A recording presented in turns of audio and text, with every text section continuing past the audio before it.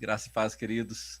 É uma alegria muito, muito grande poder falar com os irmãos e quase que olhando no olho dos irmãos, porque do jeito que as coisas estão ficando agora nessa nova configuração da mídia de Viçosa, tá fácil de ver os irmãos, de acompanhar o culto bem ao mesmo tempo, quando ele está acontecendo, sem delay praticamente nenhum.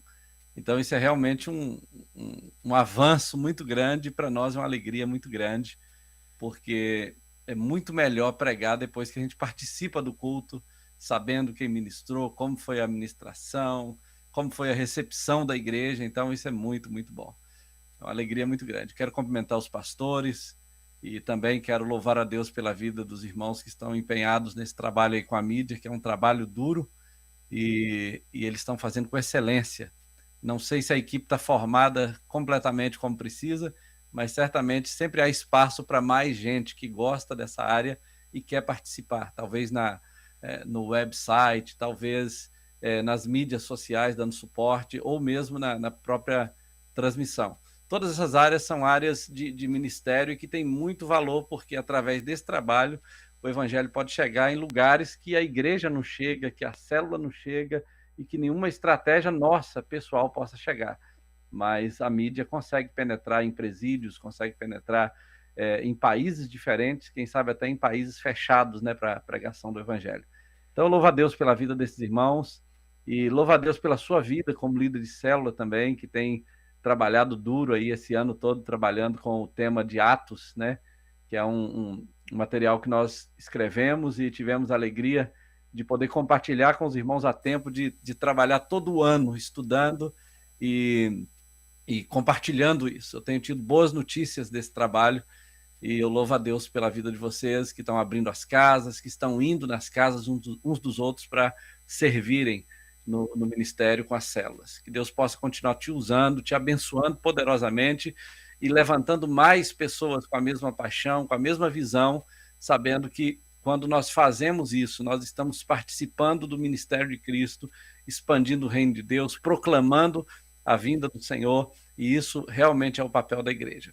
Hoje eu quero compartilhar com vocês um texto, um salmo pequeno, que está no livro de Salmos, de número 67. Salmos, como eu disse de manhã, não tem capítulos, são números, né, que são classificados, ele é classificado em forma de números, para que fique mais fácil de localizar. Então esse é o Salmo de número 67, e eu quero ler com você. Eu tenho meu texto aqui na tela, eu imagino que você tem aí também.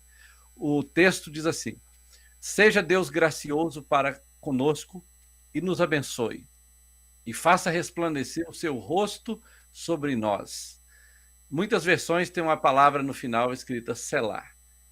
Depois nós vamos falar um pouquinho dela. Versículo 2: para que se conheça na terra o teu caminho, e em todas as nações a tua salvação. Louvem-te a ti, ó Deus, os povos. Louvem-te os povos todos. Alegrem-se e regozijem as nações, pois julgarás os povos com equidade e governarás as nações sobre a terra. Selá. Outra vez, a palavra Selá.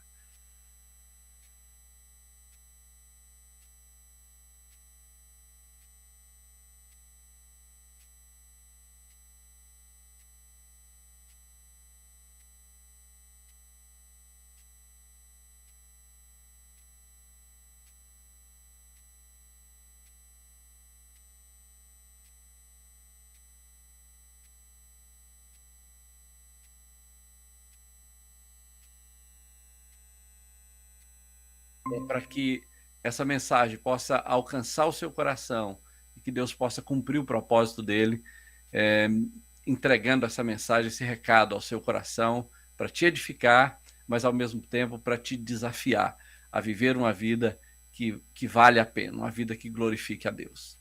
O texto começa no versículo 1, eu até pedi para que ele ficasse na tela, para que você possa, de alguma forma, acompanhar essa leitura e essa reflexão.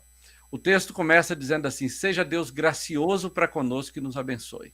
Você vê nessa primeira frase do versículo 1 duas coisas muito importantes. Você vê a palavra graça e você vê a palavra abençoe. Essas duas palavras precisam trabalhar juntas o tempo todo, e elas trabalham juntas o tempo todo na Bíblia.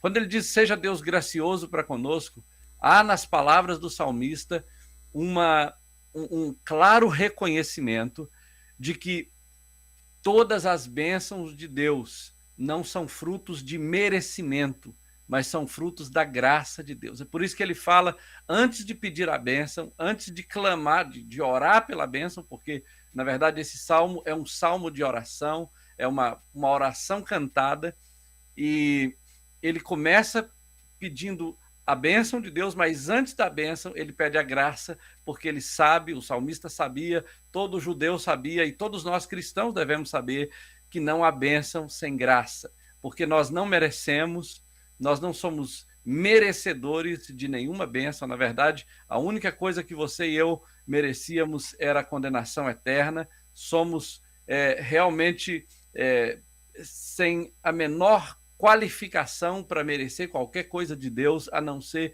a condenação eterna, mas por meio de Cristo nós recebemos graça, recebemos perdão e misericórdia. E então ele começa dizendo, seja Deus gracioso para conosco e nos abençoe. Estava ouvindo uma pregação, na verdade uma pequena pregação de um pastor americano antigo aqui, dessa região, e ele então estava pregando numa igreja que estava muito quente, eu imagino que o ar-condicionado estava quebrado, e quando ele iniciou a pregação, ele percebeu que as pessoas estavam abanando, porque estava muito quente. Eu não vi ninguém abanando aí hoje, parece que deve estar fresquinho, né? Imagino que está bem fresquinho nessa data aí de dezembro. Normalmente Viçosa é muito quente esse período, mas eu não vi ninguém abanando. Então ele começa a pregação vendo as pessoas abanando, e ele olha para todo mundo e diz, olha, tá quente, né? E todo mundo responde que sim, e ele fala, vai ficar mais quente se você não arrepender. Então, esse é o conceito, é isso que nós merecemos. Merecemos a condenação eterna, mas pela graça de Deus nós somos perdoados.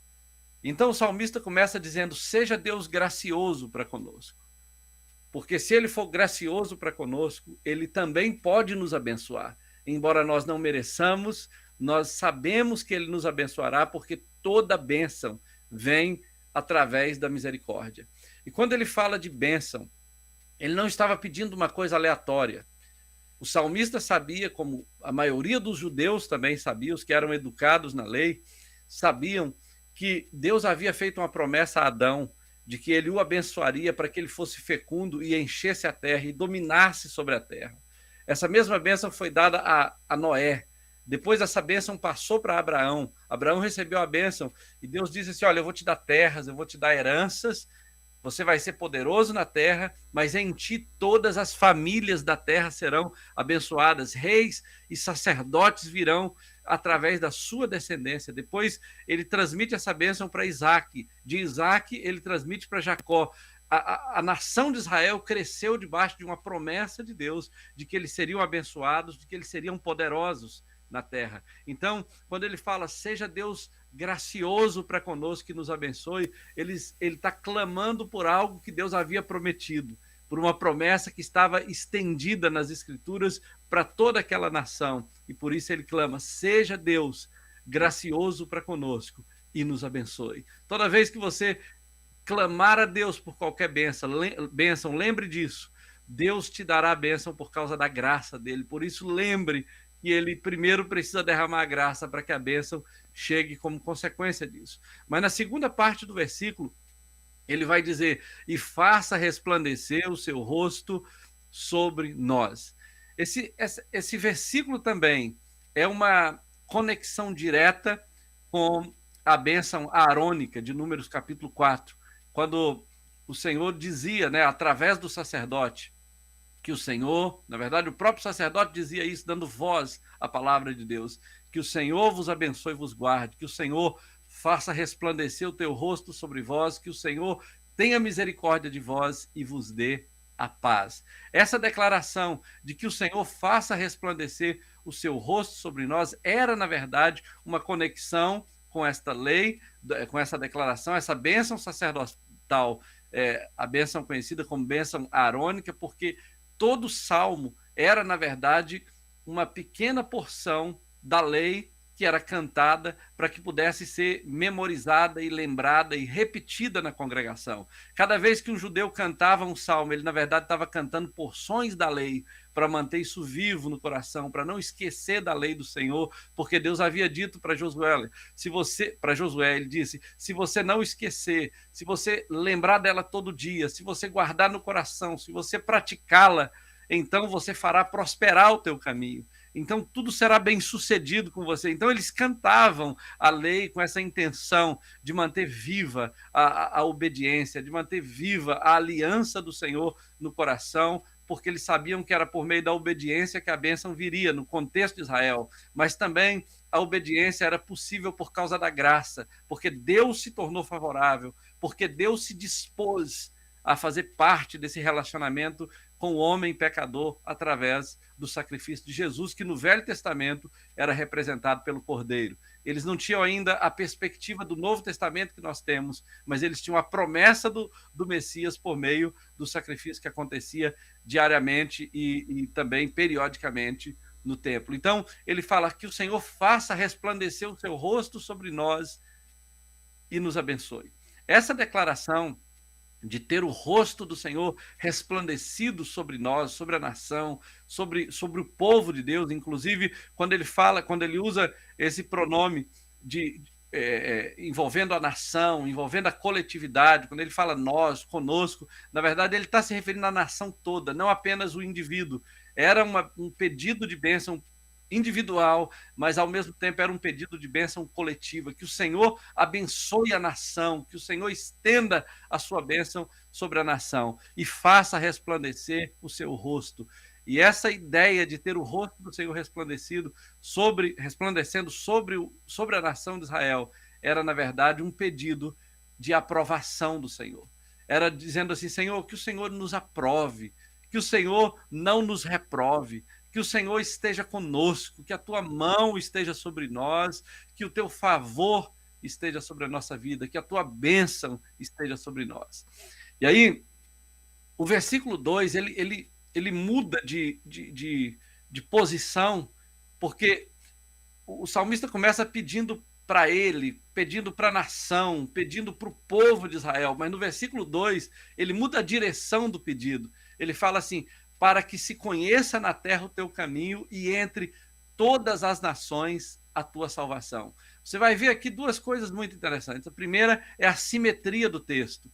Esse texto, no conceito teológico conhecido como quiasmo, é, na verdade, uma verdade espelhada. A mesma verdade que você vê nos primeiros 3 versículos, depois você vai ver nos últimos 3 versículos, mas no meio desse salmo você vai ver o foco principal, que são as nações.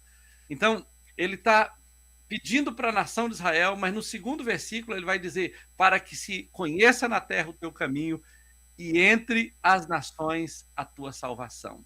O desejo dele é que a bênção de Deus sobre a nação não fosse apenas para que a nação fosse abençoada, não fosse apenas para que a nação vivesse em conforto ou desfrutasse dos benefícios do favor de Deus no dia a dia da sua vida. Não era para que a bênção de Deus terminasse apenas em Israel, mas o desejo de ser uma nação abençoada era para que a bênção de Deus sobre a nação se transformasse num testemunho para as outras nações, para que as outras nações soubessem, conhecessem o caminho do Senhor e todas as nações da terra conhecessem a salvação de Deus. Eu não falei isso no começo, mas esse salmo é um salmo endereçado ao mestre de música que poderia ser um daqueles homens que Davi e Salomão estabeleceu para que ministrasse no templo, para que dirigisse o louvor. Como em Viçosa nós temos o Lauro, nós temos então um ministro de música em Viçosa, um mestre de música em Viçosa. O templo também tinha um mestre de música que coordenava os levitas no serviço, mas que também coordenava os levitas na adoração. Então, muitos pensam que esse salmo foi escrito ao mestre de música, que seria um desses homens. mas há um consenso geral entre os estudiosos, teólogos, de que o mestre de música a que o salmista se referia nesse salmo era o próprio Senhor. É ele que é o mestre de música, é ele que inspira, é ele que dá a nota, é ele que recebe o louvor, é ele que dá o louvor, mas é ele que recebe o louvor. Então, ao mestre de música foi escrita essa música, porque é a ele é, a quem eles estão se dirigindo em oração, em adoração, clamando por tudo isso. E eles então dizem: olha, que o Senhor, para que se conheça na terra o teu caminho e entre todas as nações a tua salvação. Como esse salmo é um salmo endereçado ao mestre de música, ele também é um salmo que aponta para Cristo. Porque Israel desejava que a bênção de Deus sobre eles servisse como testemunho para as nações, mas, na verdade, o maior testemunho para as nações foi a vinda de Jesus. Através da morte e ressurreição de Jesus, o caminho do Senhor foi conhecido entre as nações, porque ele disse: eu sou o caminho, eu sou o caminho. A melhor, na verdade, o momento em que o mundo conheceu realmente o caminho de Deus não foi somente através das bênçãos que Israel recebeu, mas foi através do filho que Israel gerou, que foi Jesus. E ele diz: para que se conheça na terra o teu caminho, que foi manifesto através de Jesus, mas em todas as nações a tua salvação, que foi manifesto através do que Jesus fez na cruz, vivendo, morrendo e ressuscitando. E em Mateus 28, quando ele chama os discípulos e os envia na grande comissão, dizendo: ide por todo mundo, fazei discípulos de todas as nações, batizando-os em nome do Pai, do Filho e do Espírito Santo, ensinando-os a guardar todas as coisas que eu vos tenho mandado, e eis que eu estou convosco todos os dias, até a consumação dos séculos. Foi nesse momento que a salvação de Deus passou a ser conhecida entre todas as nações da terra, e por onde há homens, né? Por onde há povos, o evangelho tem penetrado, tem chegado. O mundo ainda todo não conhece, mas está conhecendo dia após dia. O evangelho está avançando, as mídias estão ajudando, o evangelho está sendo pregado e a salvação de Deus está sendo conhecida entre todas as nações. Esse foi um desejo do salmista, ele orou por isso. Em parte, o mundo conheceu a bondade de Deus em certo sentido, mas somente através de Jesus e através da igreja isso está se tornando mais pleno, mais amplo e mais abrangente nos dias de hoje. Talvez o salmista hoje está lá no céu, escutando eu pregar aqui, escutando as igrejas pregando ao redor do mundo e está vendo: olha, realmente a minha oração feita quase 1000 anos antes de Cristo vir à Terra está se cumprindo. O Evangelho está se espalhando sobre a Terra. O Evangelho está alcançando nações. A salvação de Deus está sendo conhecida entre as nações da Terra. Então ele vai dizer assim: louvem-te a ti, ó Deus. Versículo 3. Louvem-te os povos todos. Louvem-te a ti, ó Deus. Louvem-te os povos todos. Tem um pastor aqui nos Estados Unidos, conhecido como John Piper. Ele é um pastor batista, um pastor muito conhecido, um homem de Deus, já está bem velhinho. E ele escreveu, dentre outros livros, ele escreveu o que eles conhecem, o que eles reconhecem mundialmente hoje como a teologia da alegria. E ele fala que Deus é glorificado, Deus é mais glorificado quando nós estamos satisfeitos nele. É muito interessante esse livro. E ele, então, falando disso, ele fala de missões. E ele fala o seguinte, que missões existe porque adoração não existe. A ênfase dele é que porque o mundo todo ainda não está adorando a Deus, porque as nações ainda não o conhecem e não o adoram plenamente, então missões existem. Talvez hoje você acabou de participar de um momento gostoso de adoração, ministrados, né, pelas irmãs, a Fernanda e os demais que ministraram aí, e você está pensando: mas como assim? Não existe adoração? Nós tivemos um momento tão gostoso de adoração.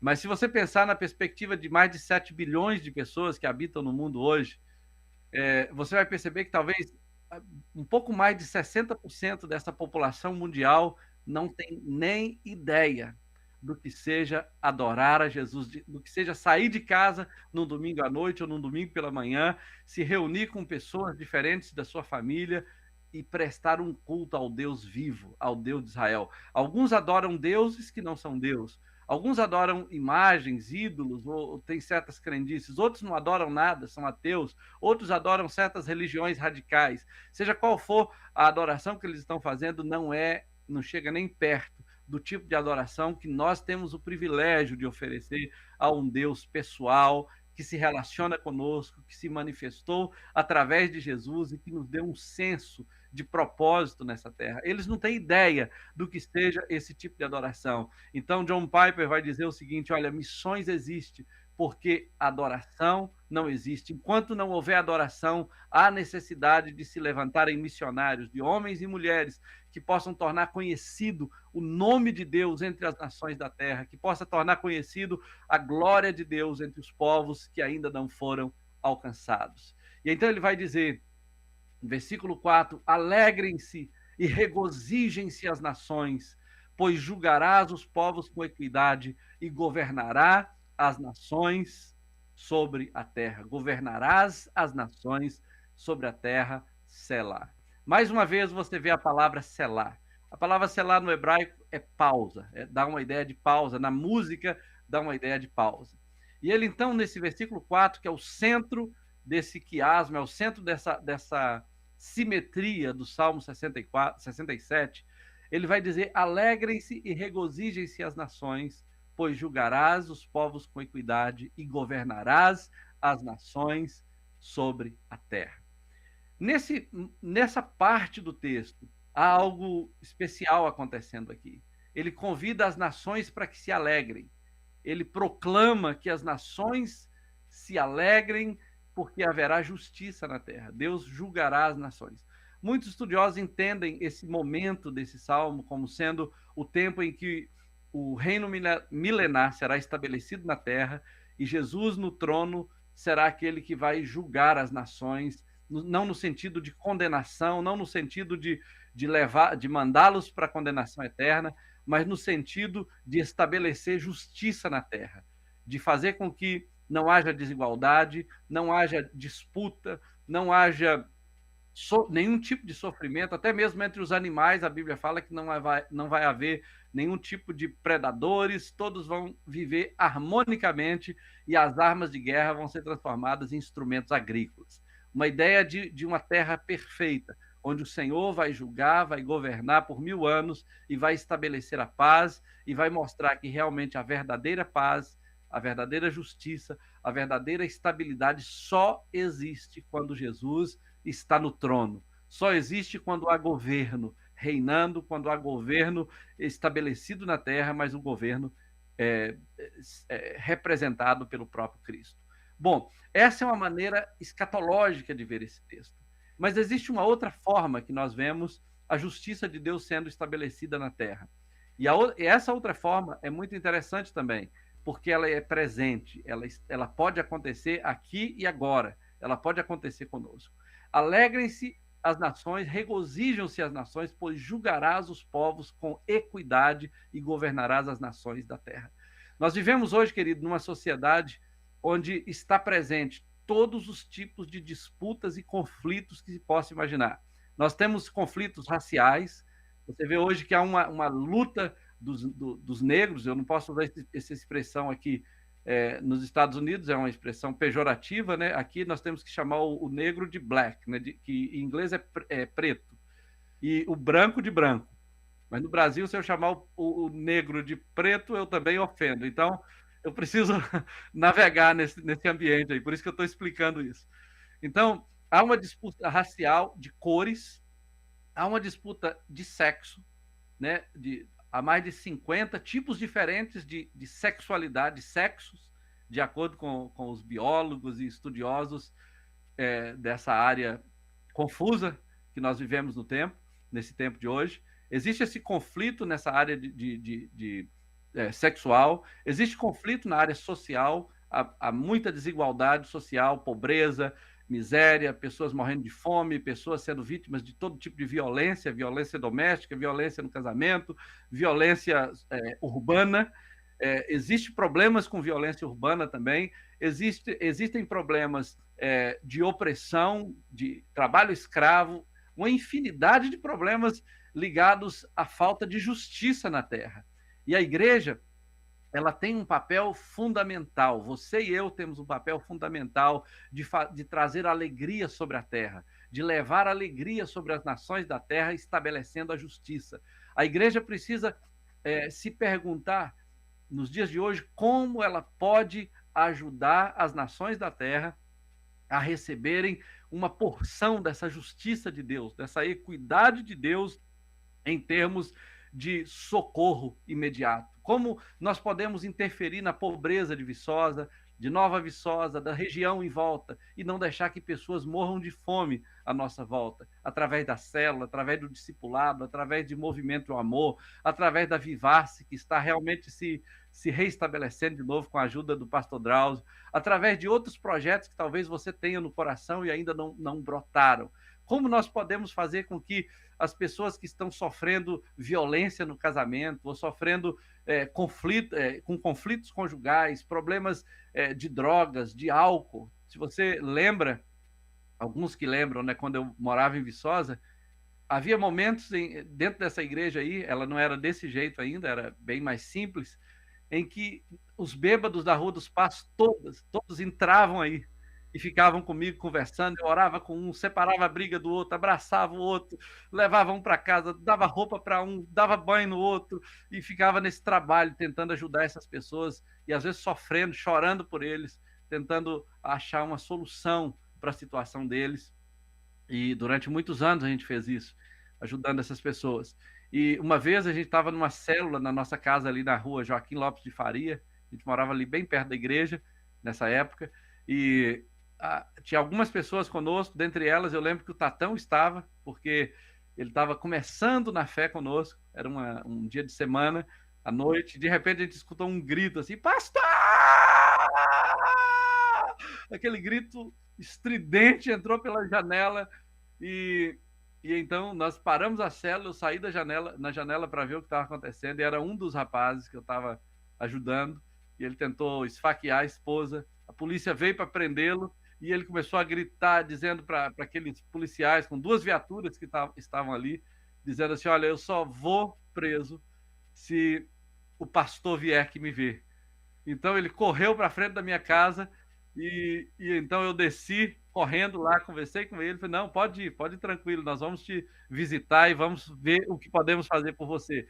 Então era essa a experiência que a gente vivia, muitas vezes, durante a noite, madrugada, tentando estabelecer um pouquinho da justiça de Deus na terra. Esse é o papel da igreja, esse é o papel dos líderes de célula, se envolver com os problemas da comunidade e mostrar para a comunidade que Jesus reina, ele está reinando, ele ainda não reina sobre todo mundo, ele ainda não reina sobre todas as nações, mas no ambiente onde a igreja está, ele pode reinar, através da igreja, através da célula, do discipulado, através do serviço de uns aos outros, Jesus pode reinar, e se ele reina, as nações se alegram. É por isso que ele diz, alegrem-se as nações, regozijem-se as nações, pois o Senhor julgará com justiça os povos e governará as nações sobre a terra. Que Deus possa fazer isso através de você, através da igreja, através das células. Não deixe de se envolver com isso, porque esse é o projeto de Deus para cada um de nós. O versículo 5 vai dizer, louvem-te a ti, ó Deus,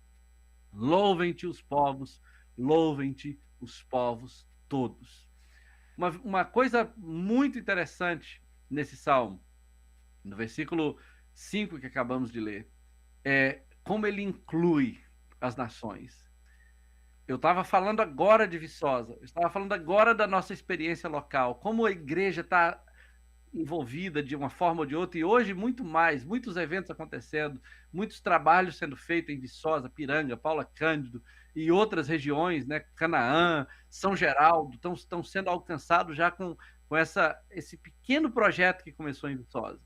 Mas agora, no versículo 5, ele está falando de povos, nações, ele está falando de uma abrangência muito maior, de nações, porque é isso que a igreja faz, ela brilha onde ela está, mas essa luz vai...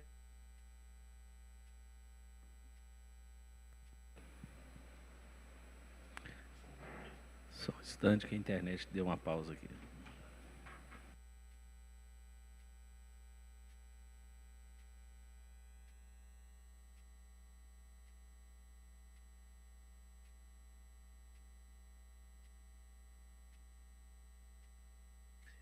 Esse salmo, ele nos leva a refletir sobre essa perspectiva errada que o mundo hoje tem e que a igreja, de certa forma, tem a respeito da prosperidade.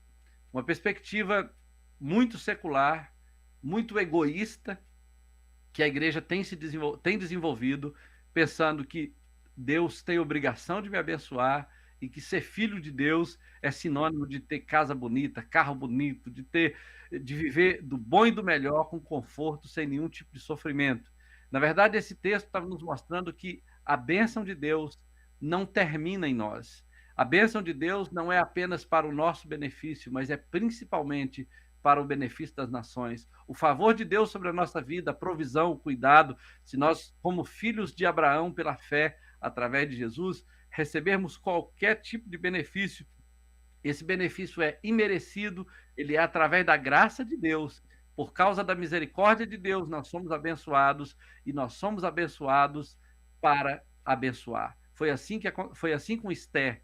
Esther foi abençoada no reino de Assuero, ela se tornou rainha, mas a posição que ela recebeu não foi só por causa dela, foi por causa de um propósito de Deus, para que o povo de Israel não se perdesse, não fosse morto, não se extinguisse, porque naquela posição ela pôde interferir direto com o rei e intermediar aquela situação. Assim você vai ver pessoas que foram abençoadas com um propósito. José foi levado para o Egito e no Egito ele esteve ali passando por dificuldades, por sofrimentos, mas Deus o levou para lá com a intenção, e no final da história José vai dizer, olha, vocês me intentaram bem, mas Deus tinha outro plano, vocês tentaram me matar, vocês tentaram me desvincular do meu pai e da minha família, do meu povo, mas Deus tinha a intenção de me levar adiante de vocês, preparando um caminho para que o mundo todo pudesse ser abençoado e alcançado. Então, você vai perceber que a bênção de Deus na nossa vida, o carro, a casa, o sofá,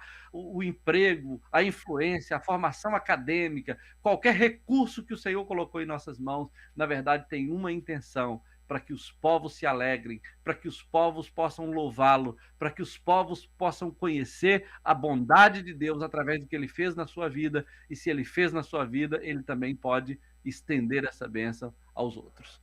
Bom, o texto vai dizer, então a terra dará o seu fruto, e Deus, o nosso Deus, nos abençoará. A terra dará o seu fruto.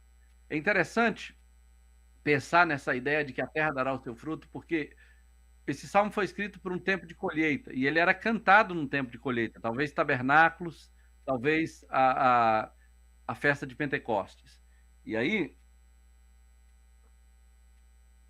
quando eles cantavam esse salmo, quando eles falavam dessa estrofe, e a terra dará o seu fruto, a primeira coisa que se pensa, para quem já trabalhou na roça, para quem já experimentou essa ideia de plantar e colher, é o próprio fruto que a terra dá depois que você semeia. Né? Você planta milho, colhe milho, planta café, colhe café, planta banana, colhe banana. É o natural de um agricultor esperar a colheita daquilo que ele plantou depois de um ano de trabalho, depois de uma temporada de trabalho. Mas, além desse fruto que a terra pode dar, tem um outro fruto que muitas vezes nós não consideramos.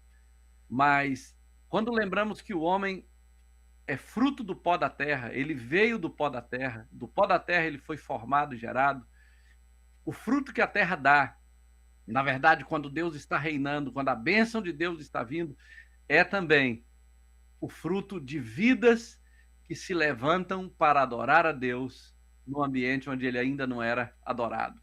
Então, quando a terra começa a ser abençoada, ela começa a gerar filhos, ela começa a gerar filhos de Deus, ela começa a trazer os filhos de Deus para a sua presença, e é isso que nós esperamos da terra. Nós esperamos que Viçosa traga seus filhos e apresente seus filhos.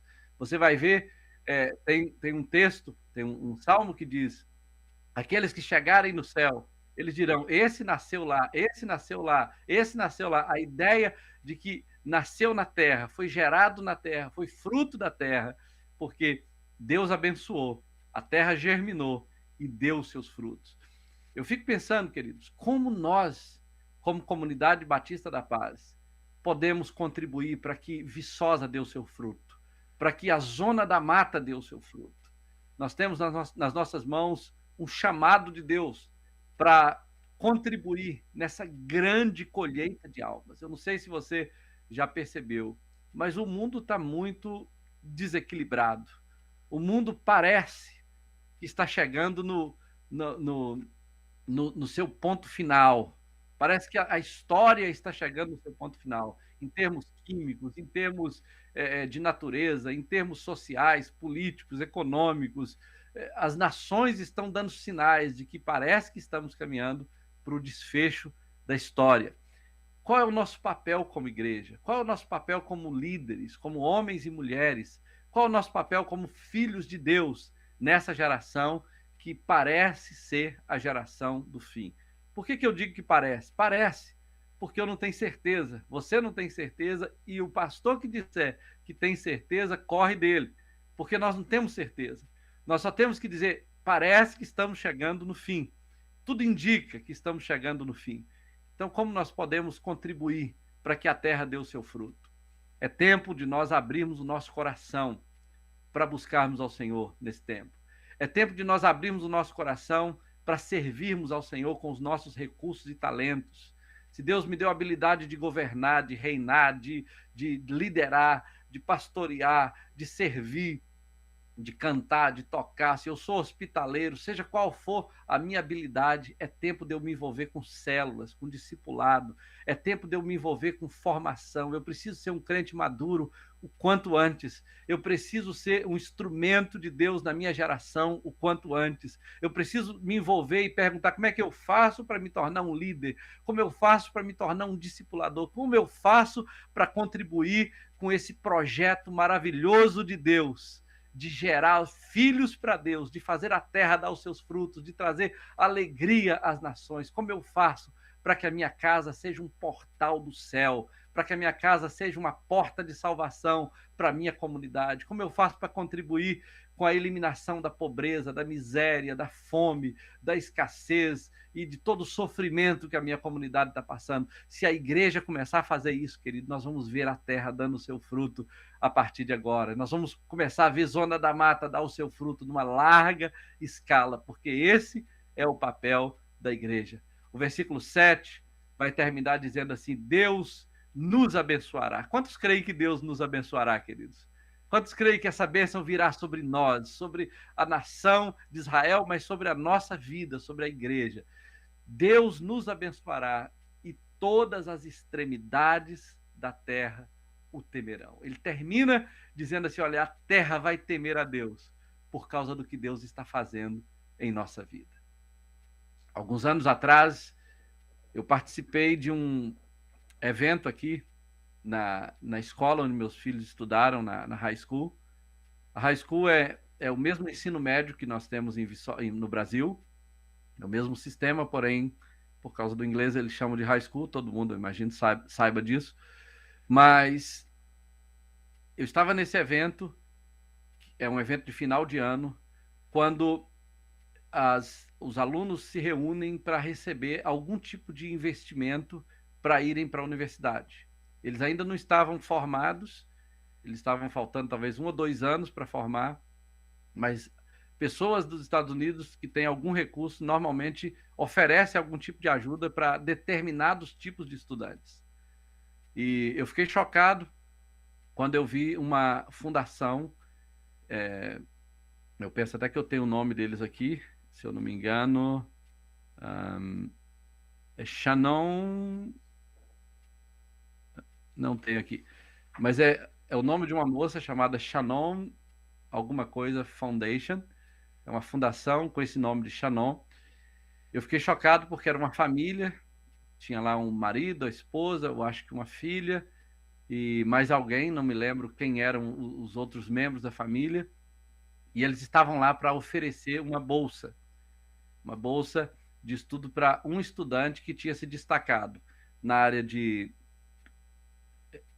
prestação de serviço, servindo voluntariamente, serviço voluntário, esportes e boas notas, e também bom comportamento. Eles avaliam tudo isso. Se a pessoa serve voluntariamente em qualquer tipo de instituição, se essa pessoa tem boas notas, se ela participa de esportes e se ela tem bons comportamentos. Tudo isso contribui para que elas recebam investimento para ir para a escola, para a faculdade. Mas o que me chamou a atenção nessa história é que essa moça Shannon, ela era uma das estudantes dessa high school onde meus filhos estudaram, e no ano de 2008, ela tinha terminado com seu namorado, e esse namorado veio e deu um tiro na cabeça dela, matou a sua namorada, jogou ela num dumpster. Dumpster é essa mesma caçamba que nós temos aí, porém é um pouco maior. E eles então esse rapaz jogou essa moça dentro desse dumpster, e ela ficou lá 2 dias até que eles a encontraram, e ela então foi sepultada. Essa família ficou chocada com essa história, com esse evento, porque perder uma filha de 22 anos não é uma tarefa, não é uma experiência fácil para ninguém, nenhum pai, e eles ficaram muito abalados, muito quebrados. E normalmente é cultural aqui no nosso, nesse contexto aqui americano, que as pessoas, os pais que têm alguma mínima condição, começam a juntar dinheiro quando o filho nasce, para que ele, quando ele está na idade de ir para a faculdade, eles possam ter o dinheiro para pagar a faculdade daquela pessoa, daquele filho. E normalmente eles fazem isso durante a vida toda. Quando a pessoa está com 20 e poucos anos, eles têm todo o valor que precisam, porque tem faculdade que é 40, 50 mil por ano, $50 mil por ano. Então, você tem que se preparar muito para dar conta de pagar uma faculdade para o filho, porque não tem faculdade de graça aqui nos Estados Unidos. Então, quando o pai não tem condição de pagar, normalmente eles fazem um financiamento pelo banco, pelo governo, e aquele filho estuda e ele vai pagar essa conta durante 30 anos, mais ou menos. São 30 anos para pagar uma conta de faculdade, porque é muito caro e você não consegue ficar sem pagar. Então, se você tem oportunidade de estudar de graça aí em Viçosa, por favor, passe na Federal, estude de graça, porque eu não sei se isso vai durar muito tempo no Brasil. Aqui não existe isso. Um país capitalista não dá nada de graça para ninguém. Então, o que essa família fez? Eles juntaram esse dinheiro para essa filha, mas ela morreu, ela foi assassinada. Eles ficaram feridos com essa história, mas eles decidiram, depois de enxugar as lágrimas, eles pensaram: o que nós vamos fazer para não deixar esse sonho morrer? Então, eles decidiram, como nós não podemos ajudar a nossa filha a formar numa universidade, nós vamos ajudar uma outra pessoa que tem o mesmo perfil, alguém que gosta de esportes, alguém que tem boas notas, alguém que trabalha voluntariamente para outras pessoas e alguém que tem bom comportamento. Então eles decidiram fazer isso, porque ao fazerem assim, eles nunca iam deixar o nome da Shannon morrer. Eles nunca iam deixar a história da Shannon morrer. Eles iam sempre estar lembrando que ela foi uma pessoa importante, que ela foi uma filha boa, que ela foi uma pessoa comprometida enquanto ela viveu na Terra. Então, queridos, essa história, ela não é tão diferente. É claro que em proporções, ela é muito diferente, mas ela ilustra bem o que aconteceu na cruz. Ela ilustra bem o que Jesus fez por nós. A história de Jesus, ela tem um peso de eternidade. A Bíblia nos conta que Deus enviou o seu Filho ao mundo para que morresse. Jesus não foi assassinado, Jesus se entregou. Jesus deu a sua vida, ele não perdeu a sua vida, ele ofereceu a sua vida. E ao oferecer a sua vida, ele o fez para que as nações da terra pudessem experimentar a salvação de Deus. Ele fez para que o mundo pudesse conhecer a graça e a misericórdia de Deus. E quando ele ressuscitou da terra, quando ele ressuscitou da morte, ele veio aos seus discípulos e ele disse: ide por todo mundo, não deixe essa história morrer, não deixe que o mundo ignore essa verdade, faça conhecida essa história para que toda a terra possa saber que Deus a ama, para que as nações da terra possam saber que há um Deus no céu que se importa com cada um, e ele deu o seu Filho para que todo aquele que nele crê não pereça, mas tenha vida eterna. Esse salmo termina dizendo: Deus nos abençoará e todas as extremidades da terra o temerão. Olha, nós já fomos extremamente abençoados por Deus através da salvação